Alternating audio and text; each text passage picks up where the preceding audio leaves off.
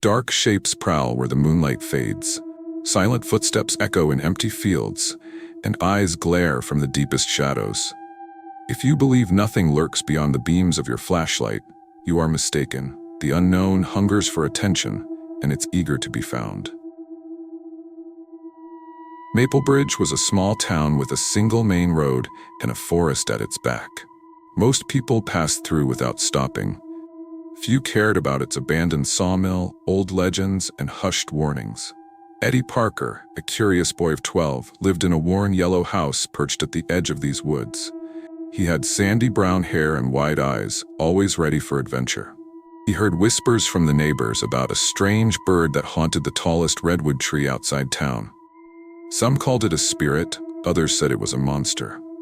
Eddie's mother told him to ignore silly rumors, but those rumors had a way of sticking in the mind. One afternoon, Eddie waited on the porch while the sun sank behind the thick pines. A gentle breeze brought the scent of damp moss and rotting leaves. He felt a quiet tug at his heart, as though the woods wanted him to visit. He remembered hearing about bright red feathers dropped near the sawmill. One older man claimed he saw something with eyes like hot coals perched on a broken beam. Eddie tried to block out the image, but his curiosity grew stronger than his fear. That night, his mother worked late at the diner. The house felt empty. Even the creaking floors seemed to whisper secrets. Eddie tiptoed to the window and peered into the dark. The pine trees swayed under the moon, casting long shadows. He pictured a great bird gliding between the branches, wings rustling like dry leaves. He was certain it was out there, waiting, his stomach twisted with both excitement and worry. Was the Redwood Bird real, or just another tall tale? Eddie rarely left home at night, but something pulled him outside. He slipped into an old jacket, grabbed a flashlight, and stepped onto the cold porch. His shoes scraped on the wooden boards, sounding much too loud in the quiet air. He made his way across the yard, trying not to think about the shapes and shadows that might be crouching at the tree line. A dusty path led from his backyard through the forest. Beneath the moonlight, the path looked like a gray ribbon curling between looming evergreens. The woods welcomed him with rustles and clicks, as if every insect and creature were warning him to go back. Branches clawed at his coat. The wind hissed in his ears. He felt a sense of being watched. Now and then, he thought he heard flapping wings.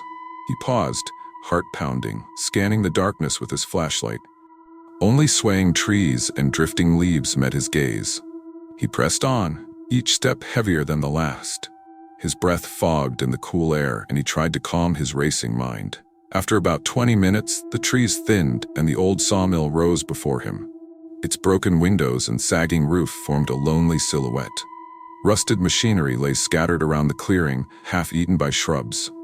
Eddie turned off his flashlight to let the moon guide him. Somewhere in the gloom, a low hoot echoed. He froze, wondering if it was an owl or something else. The hoot repeated, this time closer, but somehow off. It was deeper, as if forced through a narrow throat. Inside the sawmill, floors groaned under his shoes. Moonbeams cut through holes in the ceiling, cobwebs tangled in corners. Eddie sniffed the stale air, picking up a faint sour smell. He found shattered glass along the floor and scraps of feather-like material near a rusted machine.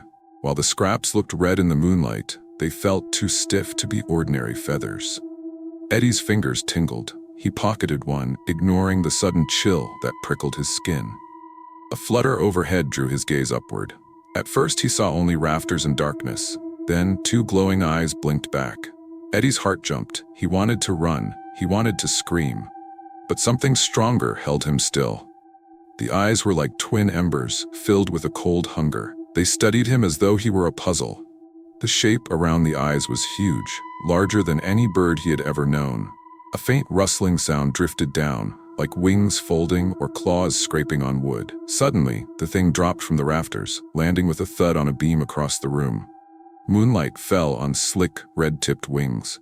Its head was shaped like that of a crow, but the beak was long and twisted, more like a sharp needle.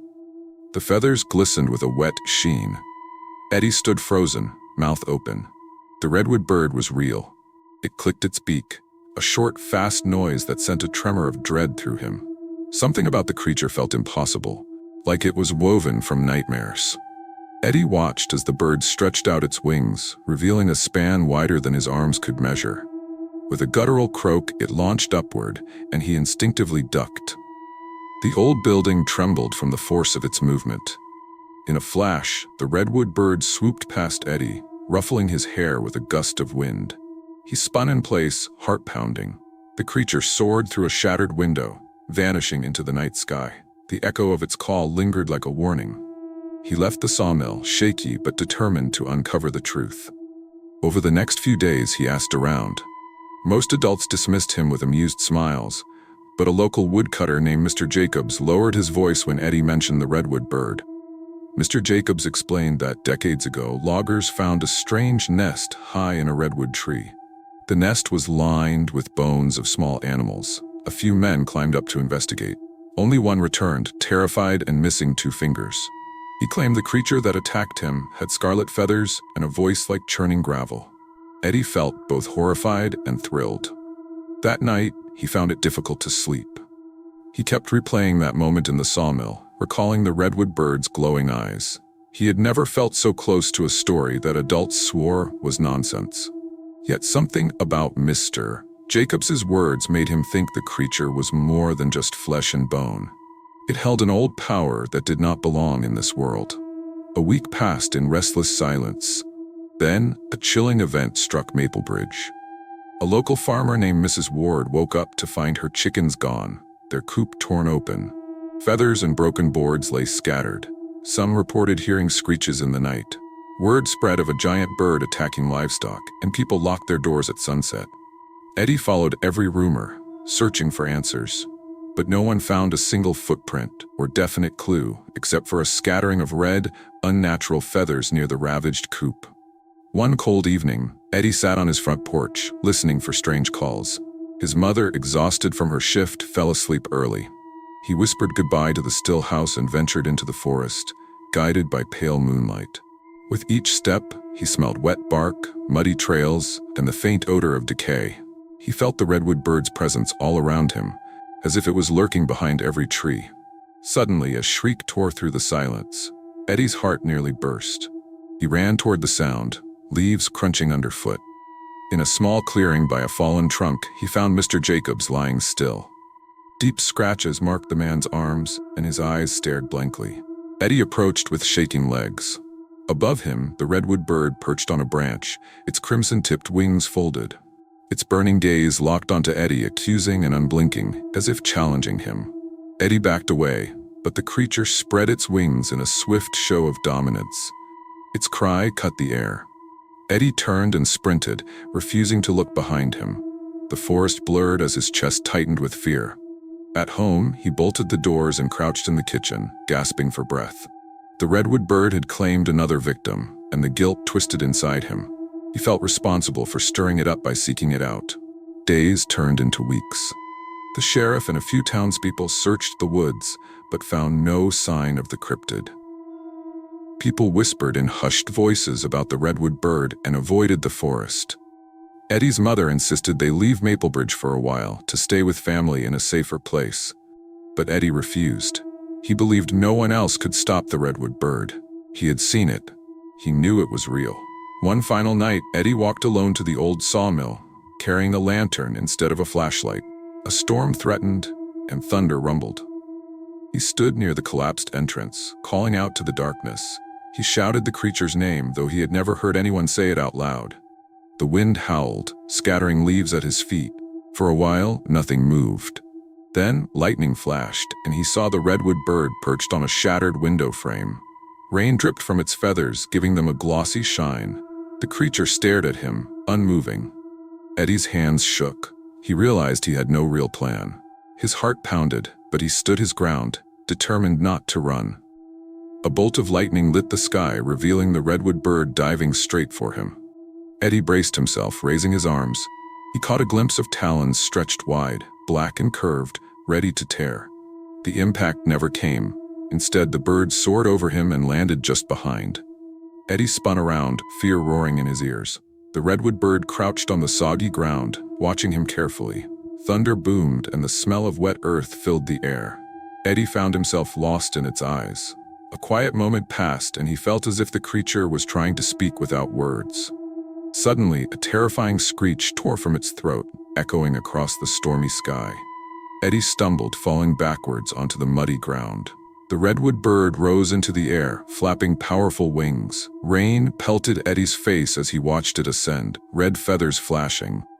Then, it disappeared among the tall pines, leaving Eddie alone and trembling. He realized he had no victory here. The Redwood Bird lived on, free and fierce, a nightmare that refused to be caged. By morning, Eddie left Maplebridge with his mother.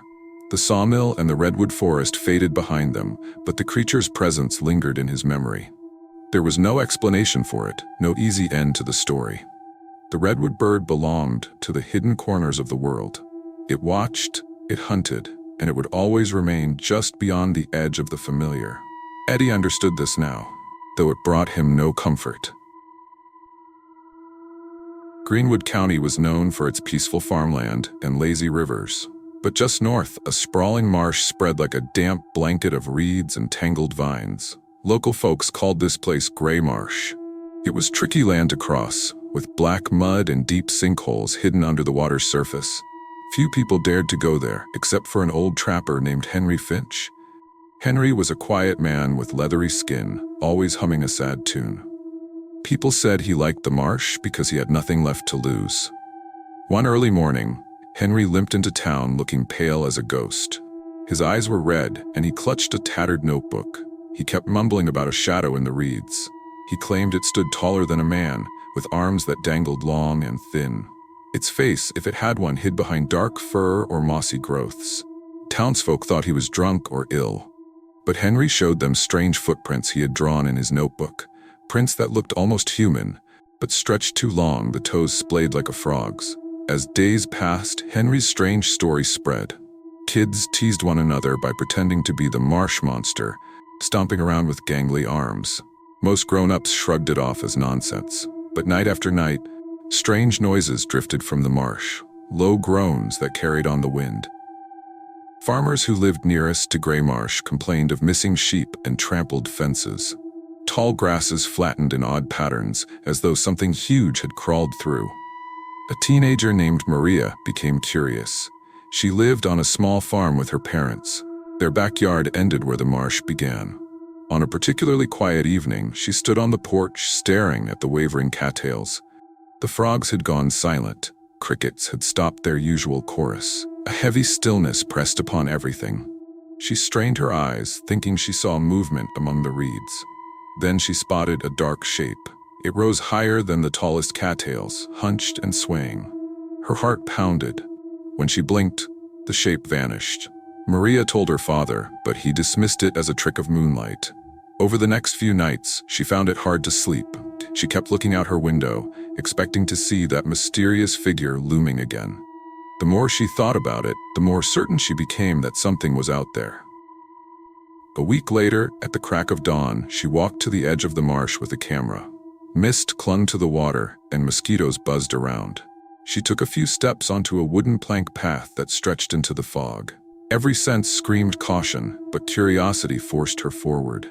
Thick vines and drooping branches made the air feel heavy. The ground squished with each step. Soon, her boots were covered in black mud. She paused to snap pictures of footprints along the trail.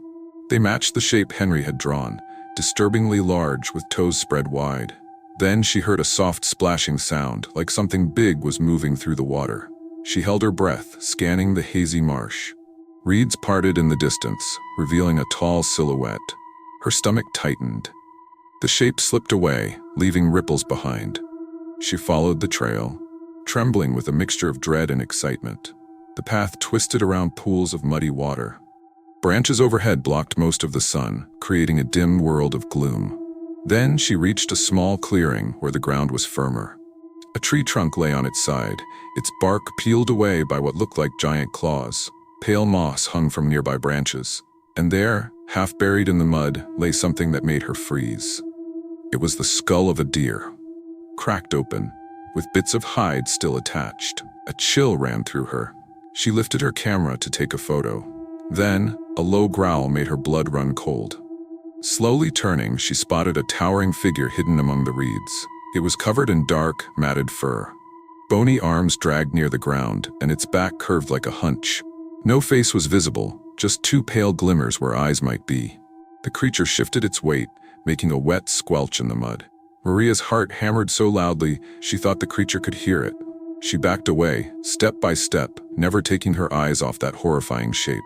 The creature remained still. Then, with a sudden jerk, it lunged forward. Maria screamed, dropping her camera.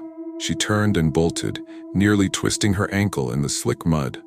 Branches slapped her cheeks, reeds tangled around her legs, but she pushed on, adrenaline surging.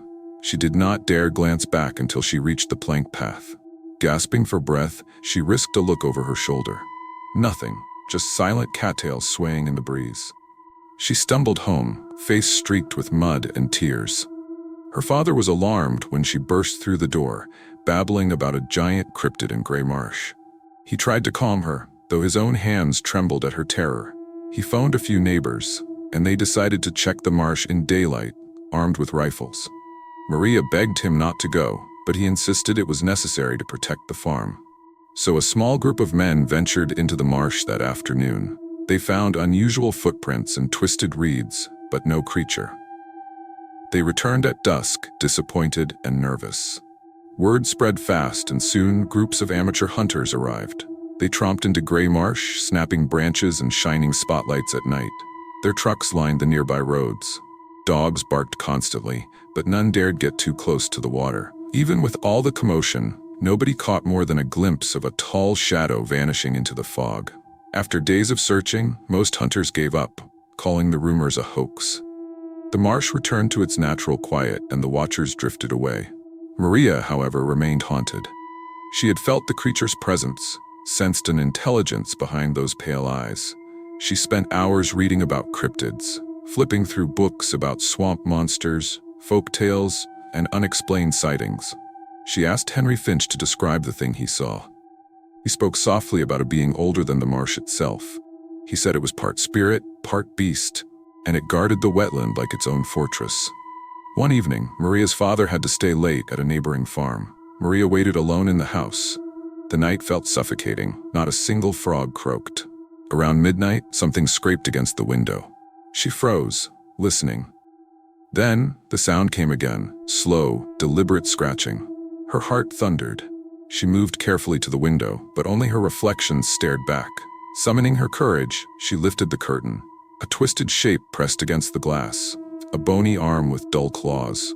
Pale eyes met hers from a face she could not fully see, half shrouded by mud and matted hair. She screamed, stumbling backward. The shape vanished into the darkness. Maria grabbed her phone and dialed her father. He told her to stay inside and keep the doors locked. But a moment later, a series of dull thuds came from the back porch. With trembling hands, she peered through the kitchen window. The porch light revealed a wet, muddy footprint smeared across the boards. Then something heavy thudded against the side of the house, rattling the walls.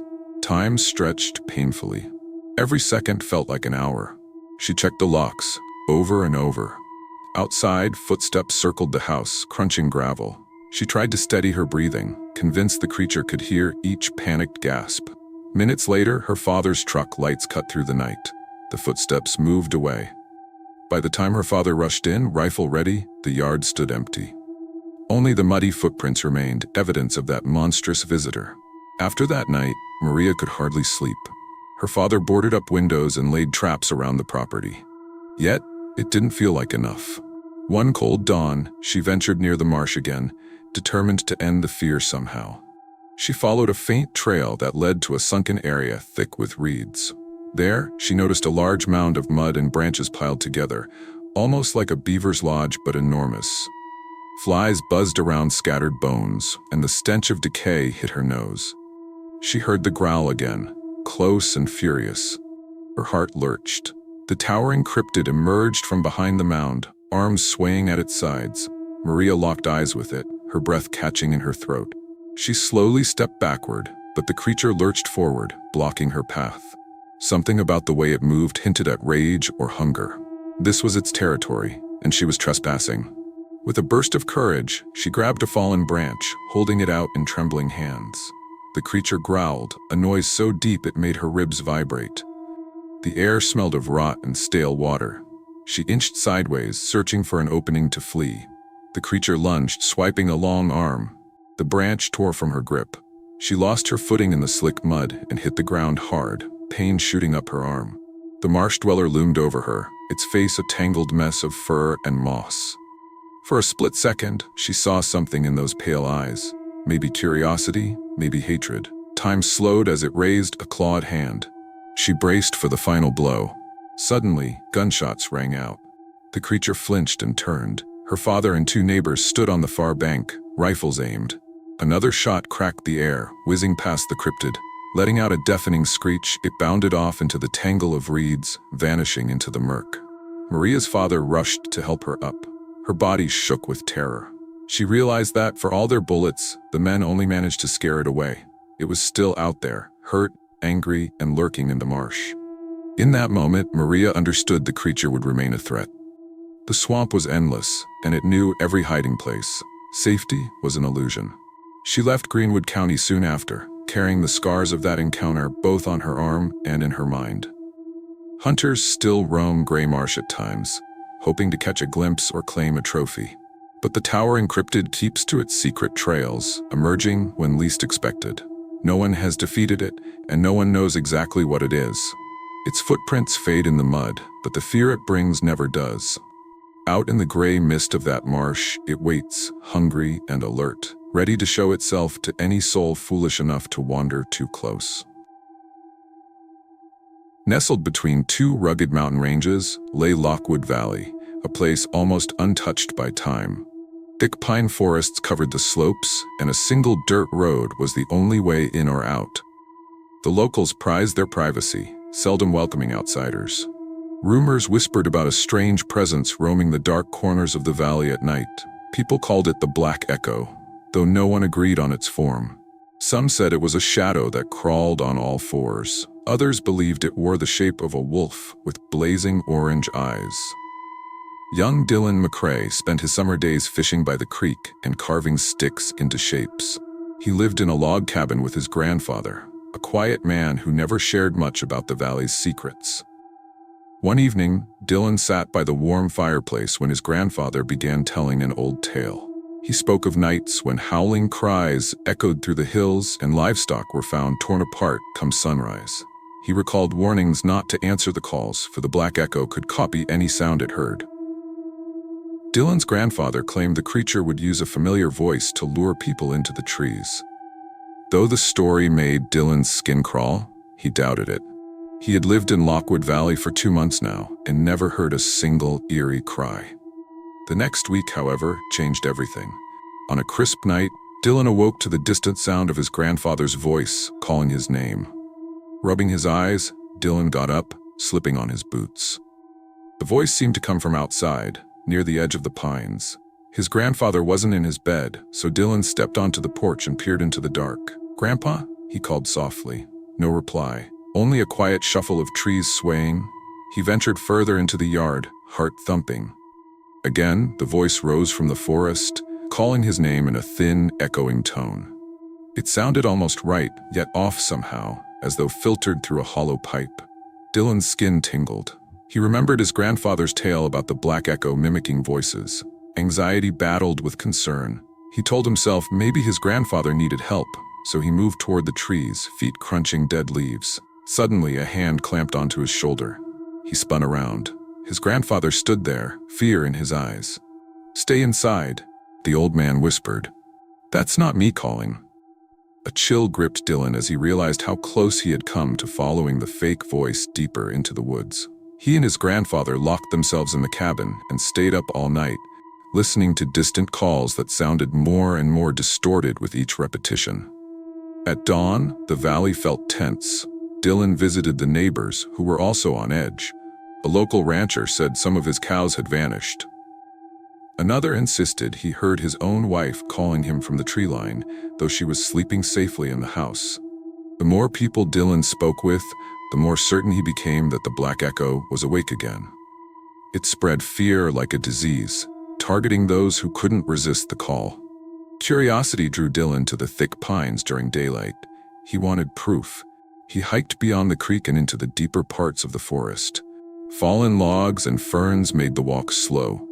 He found strange tracks by the riverbank, shallow impressions shaped like elongated paws, but with marks that hinted at fingers. Each print was roughly the size of his hand. He took pictures with his phone, heart racing. Nearby, he noticed thick claw marks raked across a tree trunk. The gouges were fresh, the bark still oozing sap. That evening, he showed his grandfather the photos. The old man's face hardened. "Don't go back there," he warned. "That thing can hide better than any wolf. It's smarter than we think." Dylan's grandfather said that years ago, people in the valley tried to hunt the black echo. Few returned. The ones who did came back changed, haunted by unnatural howls and illusions in the night. After a while, the hunt stopped. Some decided it was better to pretend it didn't exist than risk fighting a losing battle. Night fell again, bringing an unsettling stillness. Dylan and his grandfather kept the curtains shut, the doors locked. Around midnight, a scraping noise traveled along the walls outside. Then came a voice calling from the dark. It was Dylan's own voice calling for help. Cold dread flooded him. His grandfather's eyes widened. The voice sounded exactly like Dylan's, only fainter. Then it shifted, taking on the grandfather's tone. "Dylan, let me in," it pleaded. Shadows flickered in the corners of the cabin. The scraping continued, like claws dragging across the logs. Dylan clenched his fists, trying not to panic. The door rattled, but the lock held. The calls soon stopped. An hour later, they found the wooden porch scratched with deep grooves. Whatever had come scratching was gone, leaving only the memory of those stolen voices behind. Over the next few days, the tension in Lockwood Valley grew unbearable. People argued about whether to fight or flee. Some packed up and left, deciding the valley was cursed. Others, including Dylan's grandfather, refused to abandon their land. Dylan felt torn. He wanted to be brave, but the nightly terror sapped his courage. He often dreamt of a tall, shadowy figure lurking just beyond the windows, waiting for him to open the door. One afternoon, desperate for answers, Dylan hiked back to the deeper forest. He moved carefully, every snap of a twig making him jump. Following a narrow path along a ridge, he reached a rocky clearing overlooking the valley. There, he stumbled upon a hidden cave entrance, partly covered by shrubs. A foul smell wafted out. Inside, the air was stale and cold. He stepped in, using a small flashlight to guide the way. The walls were damp, and the floor littered with bones, birds, deer, even what looked like a broken piece of a human skull. Dylan felt his stomach churn. He ventured deeper. At the cave's far end lay a nest-like structure made of dried branches and tattered cloth. Torn clothing and random items, watches, wallets, shoes, lay scattered. A sense of dread anchored Dylan's feet to the ground. This was the Black Echo's lair. He snapped a few pictures. Then something stirred behind him. A rasping noise echoed off the stone walls. The flashlight beam shook in his trembling hands. Slowly, he turned to see a pair of glowing orange eyes fixated on him from the darkness. The creature was lanky, almost human in height, but covered in coarse black fur.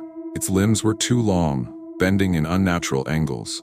A wide grin of jagged teeth gleamed, and a wet snarl hissed from its throat. Dylan's heart froze. He was cornered.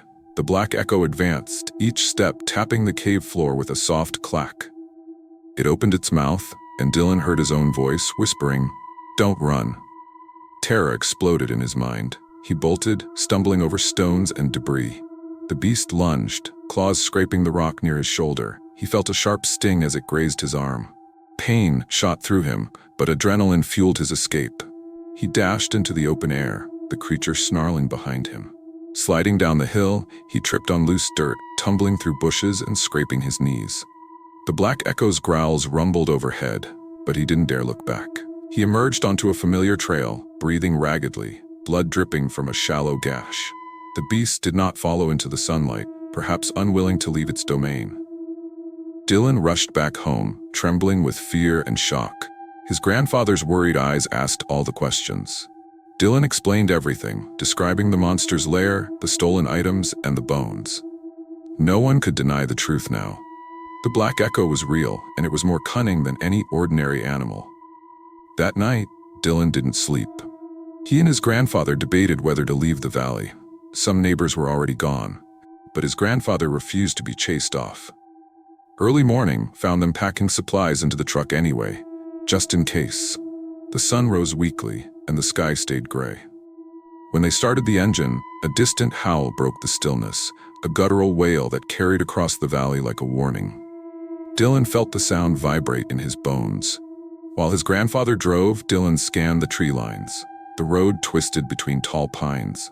Fog hung low, making every shadow seem alive. Near a bend, the truck sputtered, coughing up smoke. They pulled over, cursing their luck. As his grandfather tried to fix the engine, Dylan stood guard. The woods around them remained silent, which made him nervous. Then a branch snapped. He caught a flash of movement among the trunks. His stomach clenched. He saw it clearly.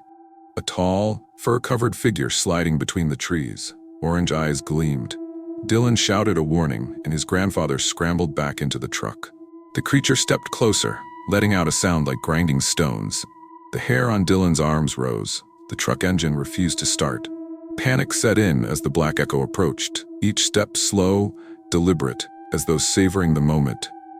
Dylan banged his fist on the dashboard, urging the vehicle to come to life. His grandfather twisted the key again, and at last the engine roared. The beast lunged, slamming its fists into the truck's side, denting metal. The force nearly toppled them. Tires spun on gravel, and the truck lurched forward. In the rearview mirror, Dylan glimpsed the black echo standing in the road, shoulders heaving with ragged breaths. Then, it faded into the gloom. They drove until the valley was far behind, leaving their cabin, their quiet life, and all the old tales. The memory of that cryptid lingered like a nightmare that refused to end. Dylan would always recall how it stole voices and hid in the cave among bones. The valley might have seemed peaceful under the warm sun, but the black echo ruled its nights with fear. Long after they were gone, its howls would echo against the mountains, a chilling promise that it still roamed free. The darkness of nature hides things both wondrous and terrifying. Some secrets defy logic, prowling beyond the edges of understanding. These cryptids have no interest in making peace with human fears. They stalk the forgotten roads and lonely swamps, hunting in the silence and the shadows.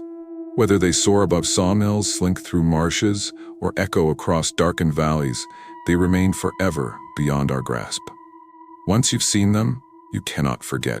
And once you've heard their call, you'll never truly feel alone again.